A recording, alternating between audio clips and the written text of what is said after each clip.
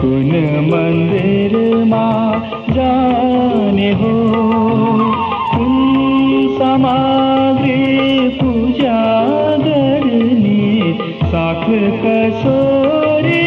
लाने हो, कुन मन्दिरमा जान्छौ यात्री, कुन मन्दिरमा जाने हो, कुन सामग्री पूजा गर्ने, साथ कसो